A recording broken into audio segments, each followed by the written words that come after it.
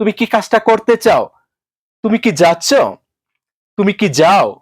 তুমি কি কোন একটি কাজ করো? এরকম শত শত প্রশ্ন সবাই ইংলিশে করতে পারবো যদি আমাদের এই ৪ টি নিয়ম জানা থাকে।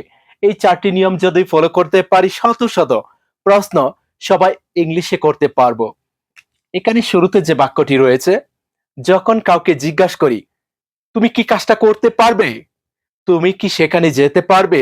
তুমি কি আমাকে সাহায্য করতে পারবে?" এরকম যখন কাউকে জিজ্ঞাসা করব যে, "তুমি কি কাজটা করতে পারবে? তুমি কি কাজটা করতে সক্ষম?" সেই ক্ষেত্রে এই বাক্যটি ফলো করব তাহলেই হবে। Will you be able to? Will you be able to? তারপর এখানে রয়েছে কি? Do, go, read এরকম শত শত ভার্বের প্রেজেন্ট রূপ রয়েছে। টু এর পরে শুধু তাদেরকে যদি বলতে পারি তাহলেই ইংলিশটা হয়ে যাবে। Will you be able to do? তুমি কি করতে পারবে? Will you be able to do? তুমি কি করতে পারবে? Will you be able to go? তুমি কি যেতে পারবে? Will you be able to read? তুমি কি পড়তে পারবে? Will you be able to write? তুমি কি লিখতে পারবে?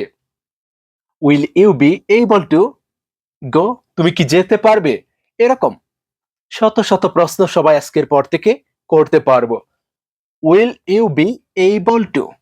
তারপর যেকোনো ভার্বের মূল রূপটা প্রেজেন্ট রূপটা যদি বলতে পারি তাহলেই হবে।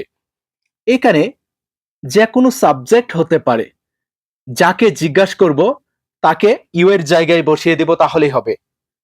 যাকেই জিজ্ঞাসা করব ইউটাকে বাদ দিয়ে তাকে বসিয়ে দিব। ক্লিয়ার? মিনা কি কাজটা করতে পারবে? সে কি কাজটা করতে পারবে? তখন তাদেরকে এখানে বসিয়ে দিব। ক্লিয়ার? বি এবল টু তারপর শুধু ভার্বের প্রেজেন্ট রূপটা বলবো তাহলেই হবে। খুবই সহজ। নেক্সট, যখন কাউকে জিজ্ঞাসা করি, তুমি কি কাজটা করতে চাও? তুমি কি লিখতে চাও? তুমি কি ঘুমাতে চাও? তুমি কি খেতে চাও? সেই ক্ষেত্রে would you like to, would you like to এরপর শুধু ভার্বের প্রেজেন্ট রূপটা যদি বলতে পারি তাহলেই হবে আগের মতোই। Would you like to do, would you like to do, তুমি কি করতে চাও? Would you like to go, তুমি কি যেতে চাও? Would you like to write, তুমি কি লিখতে চাও? Would you like to read, তুমি কি পড়তে চাও? শুধু টু এর পরে যে কোনো ভার্বের প্রেজেন্ট রূপটা বসিয়ে দেব।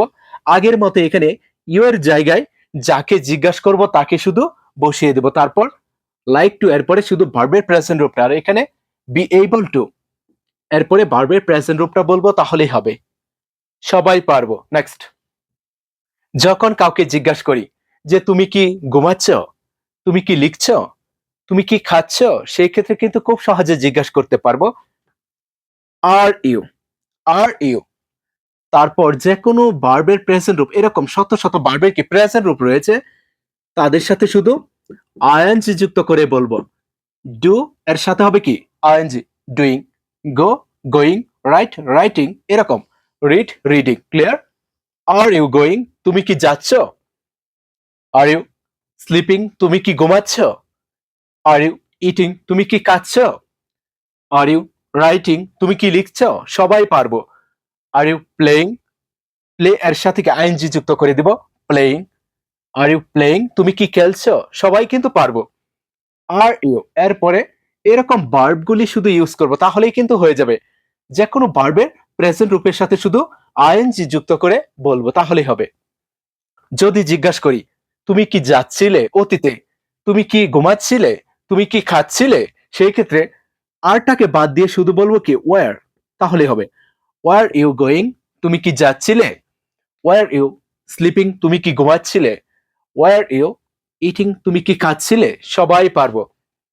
আর ইউ গোয়িং, তুমি কি যাচ্ছ? ওয়্যার ইউ গোয়িং, তুমি কি যাচ্ছিলে? আর ইউ স্লিপিং, তুমি কি ঘুমাচ্ছ? Were you, were you sleeping, তুমি কি ঘুমাচ্ছিলে? আর ইউ ইটিং, তুমি কি খাচ্ছ? ওয়্যার ইউ ইটিং, তুমি কি খাচ্ছিলে? সবাই কিন্তু জিজ্ঞাসা করতে পারবো। ওকে, নেক্সট, যখন কাউকে জিজ্ঞাসা করি যে তুমি কি যাও? তুমি কি পড়ো? তুমি কি ঘুমাও? সেই ক্ষেত্রে ডু ইউ, ডু ইউ এর পরে শুধু ভার্বের প্রেজেন্ট রূপটা বলবো তাহলেই হবে। Do you, do you read, তুমি কি পড়ো? ডু ইউ প্লে তুমি কি খেলো? ডু ইউ গো তুমি কি যাও?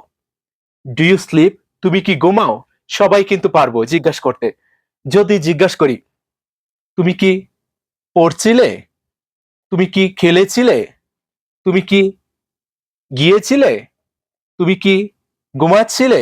বলবো, তুমি কি পড়েছিলে? তুমি কি খেলেছিলে? তুমি কি গিয়েছিলে? তুমি কি ঘুমিয়েছিলে? সেক্ষেত্রে ডু এর জায়গায় শুধু হবে ডিড, তাহলেই হবে। ডিড ইউ রিড তুমি কি পড়েছিলে? ডিড ইউ প্লে তুমি কি খেলেছিলে? ডিড ইউ গো তুমি কি গিয়েছিলে? ডিড ইউ স্লিপ তুমি কি ঘুমিয়েছিলে? সবাই কিন্তু পারবো। Do you read do you read তুমি কি পড়ো? ডিড ইউ রিড তুমি কি পড়েছিলে? ডু ইউ প্লে তুমি কি খেলো?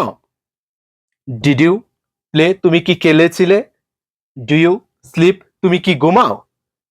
ডিড ইউ স্লিপ তুমি কি ঘুমিয়েছিলে? ডু ইউ গো তুমি কি যাও? ডিড ইউ গো তুমি কি গিয়েছিলে? সবাই পারবো। এখানে এই নিয়মগুলি যদি আমাদের জানা থাকে আজকের পর থেকে শত শত প্রশ্ন সবাই ইংলিশে করতে পারবো। যদি ক্লাসটি ভালো লেগে থাকে অবশ্যই শেয়ার করে দিও। ওকে।